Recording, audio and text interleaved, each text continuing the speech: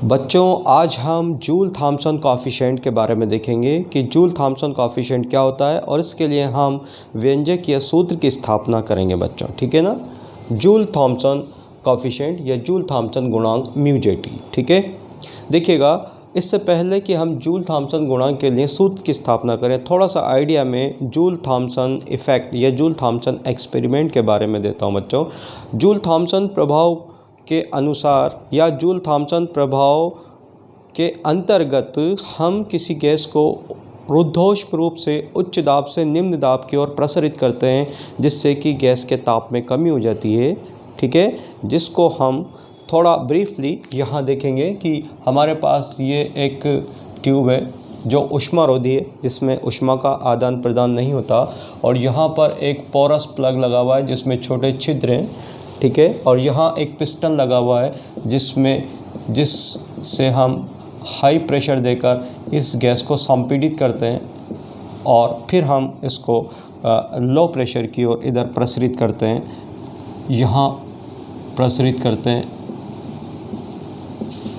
ठीक है, high pressure देते हैं P1 और यहाँ का टेम्परेचर है T1, और जब गैस इधर से इधर जाती है तो उसका प्रेशर लो प्रेशर P2 पर जाती है और उसका टेम्परेचर T2 कम हो जाता है। ठीक है, तो हम क्या करते हैं कि इस ऊष्मारोधी नली में गैस को P1 दाब पर यहाँ संपीड़ित करते हैं सेक्शन में, और ये पोरस प्लग से के माध्यम से हम इसको जो है लो प्रेशर P2 की ओर प्रसारित करते हैं, जिससे कि उसके ताप में कमी हो जाती है। तो यहाँ क्या रहता है, P1 is very greater than P2 और T2 कम हो जाता है, तो T2 is less than T1। ठीक है, तो गैस होता क्या है, देखो कि जब हम गैस को संपीड़ित करते हैं तो गैस के दो अणुओं के मध्य van der Waals forces act करने लगते हैं या कार्य करने लगते हैं, जिससे कि मॉलिक्यूल्स के मध्य आकर्षण बल स्थापित हो जाता है। और जब ये अणु इस पोरस प्लग से होते हुए दूसरी ओर जब जाते हैं तो वहाँ प्रेशर कम होता है। यहाँ एक पिस्टन लगा होता है जिस पर प्रेशर कम होता है, इस पिस्टन को ये धकेल कर दूर कर देते हैं और लो प्रेशर में इधर प्रसारित होते हैं तो ये एक दूसरे से दूर हटना चाहते हैं। तो यहाँ तो ये वान डेर वाल्स फोर्सेस से जुड़ जाते हैं हाई प्रेशर में, परंतु जब ये लो प्रेशर में जाते हैं तो इन वान डेर वाल्स फोर्सेस को तोड़कर दूर जाते हैं।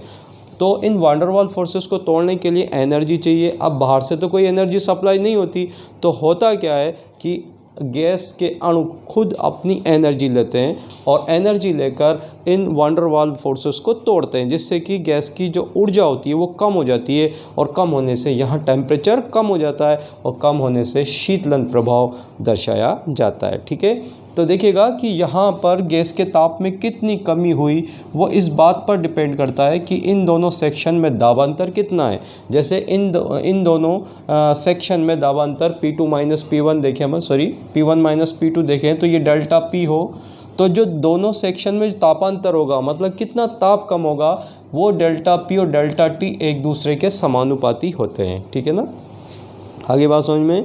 तो इस तरीके से हम जितना ज़्यादा यहाँ पर दाबांतर रखेंगे, ठीक है ना, उतना ही ताप में क्या होगी, कमी होगी। ठीक, इस प्रभाव को देखने के लिए कि दाब में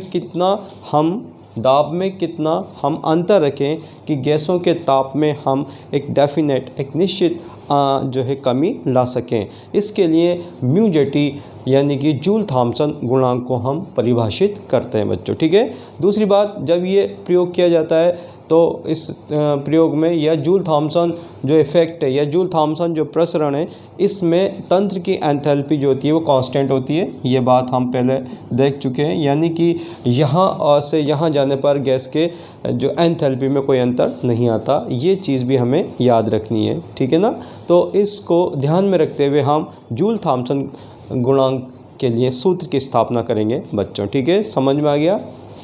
देखिएगा, यही इफ़ेक्ट हम जो कूलिंग के लिए एयर कंडीशनर या जो फ्रिजेज है उनमें करते हैं हम, कि गैस को जो कंप्रेसर से हम कंप्रेस करके हाई प्रेशर से लो प्रेशर की ओर छोड़ते हैं, और लगातार ये प्रोसेस चलता रहता है, जिससे कि जो गैस ठंडी होती रहती है और कूलिंग प्रोसेस चलता रहता है। ठीक है ना, तो ये हुआ जूल थॉम्सन इफ़ेक्ट। चलिएगा आगे, अब हम जूल थॉम्सन गुणांक के लिए सूत्र की स्थापना करते हैं बच्चों।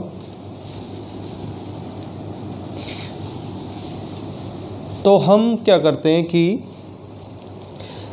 हम एक रिलेशन लेते हैं कि जो तंत्र की एंथैल्पी होती है वो ताप और दाब का फलन होती है, H is a function of TP, ठीक है ना।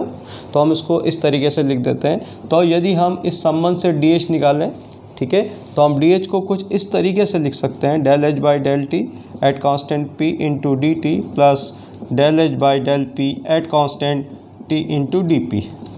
जब एच दो चरों पर डिपेंड करता है तो फिर हम एक को स्थिर मानकर दूसरे के सापेक्ष हम इसका अवकलन करते हैं बच्चों, ठीक है। यहाँ पर del H by del T को हम सी पी कहते हैं, specific heat at a constant pressure, जो पहले हम पढ़ चुके हैं सी पी। तो हम इसको इस तरीके लिख देते हैं, plus del H by del P at constant T into D P, ठीक है।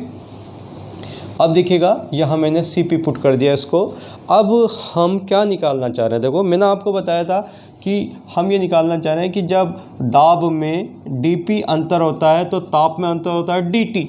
तो इकाई दाब में अंतर होने से कितना ताप में परिवर्तन होगा ये हम निकालना चाहते हैं, ठीक है। दोनों सेक्शन में यदि इकाई दाब में अंतर हो तो ताप में कितना अंतर आएगा, कूलिंग कितनी होगी, इस बात को हम देखना चाहते हैं। यानी कि हम dt बाई dP का मान निकालना चाहते हैं। और चूंकि इस पूरे सिस्टम में एंथैल्पी कांस्टेंट रहती है तो हम कुछ इस तरीके से लिख सकते हैं, जब एक चर कांस्टेंट हो जाता है तो हम इसको इस तरीके से लिख सकते हैं, del T by del P at constant h, ठीक है ना। Del T by del P at constant h स्थिर एंथैल्पी पर। ये जो व्यंजक है इसी व्यंजक को हम म्यू जे टी के नाम से जानते हैं बच्चों, जूल थॉमसन गुणांक। यदि हमें ये पता पड़ जाए तो हम इस बात के बारे में हमें सूचना मिल जाती है कि दोनों सेक्शन में हम कितना दाब में अंतर रखें, ठीक है। तो चलिएगा हमें ये व्यंजक चाहिए, del T by del P at constant h कहाँ से चाहिए, यहाँ से चाहिए, ठीक है ना। तो इसको ध्यान में रखते हुए हम आगे की गणना करेंगे बच्चों ना। तो मैंने आपको बताया था कि सिस्टम में डी एच की वैल्यू 0 होती है, तो मैंने 0 पुट कर दिया। तो 0 बराबर C P into D T plus del H by del P at constant T into D P. बात समझ में आई। अच्छा, अब ये तो हमारे पास इक्वेशन आ गई। इस इक्वेशन से हमें ये व्यंजक चाहिए, del T by del P at constant h। तो ये आएगा कैसे, देखिएगा। इससे ये लाने के लिए हम क्या करें, इस पूरी इक्वेशन को dp से भाग दे दें तो आ जाएगा। पूरी इक्वेशन को dp से भाग दे देंगे तो 0 में भाग देंगे तो 0, यहाँ भाग देंगे तो क्या होगा, यहाँ इसमें भाग देंगे तो मैं इस तरीके से लिख दूँ del T by del P, ठीक है।